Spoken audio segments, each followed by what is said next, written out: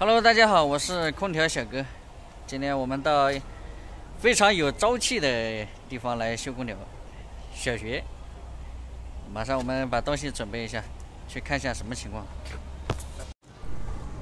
喂，看这操场还是挺大的，挺熟悉的感觉。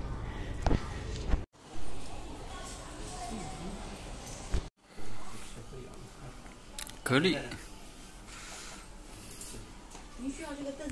那空调结冰了，可能是缺氟利氧，把它处理一下子。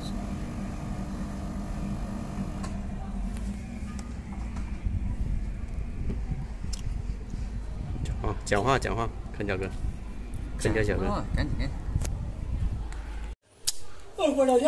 看这台格力效果太好了，我的妈呀，都结冰了，效果太好了，完美哦。我们现在把空调打到制热状态，让它把那个冰化一下。现在是外面也结冰，里面也结冰。这是冷热冰霜。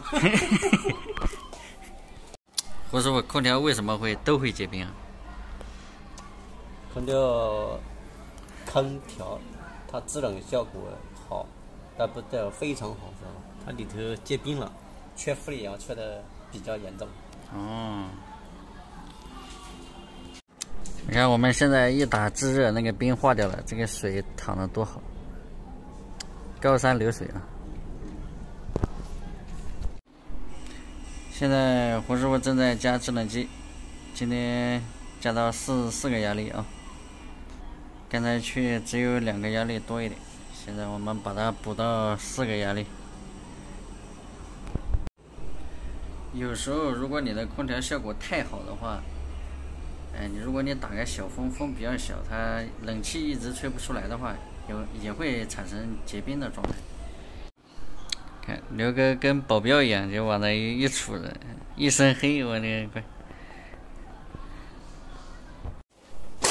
现在空调一切正常，不结冰了，效果非常好，就缺那么一些，就容易结冰。好，开路。现在我们空调修好下楼了。你看那个教室里那个2个老师长得多漂亮。小哥小的时候上学的时候，老师要长这么漂亮，小哥估计大学都考到了。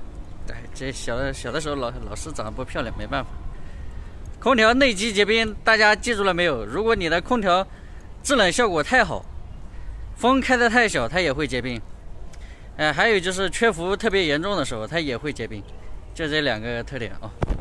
刚才一讲到2个女老师非常的漂亮，给刘哥笑的，胡师傅在那眼神直抖的。刚才弄的就是2楼的这一台机器，你看胡师傅还恋恋不舍。不过有一个女老师确实挺漂亮的，你看刘哥一说女人开心的很，走路都一蹦一蹦。好了，本期视频就到这里吧，我们也赶紧到下一家去，然后看一下下一家是什么问题。这一期还是蛮简单的，就是内机结冰缺制冷剂。好，我们下一期见，拜拜。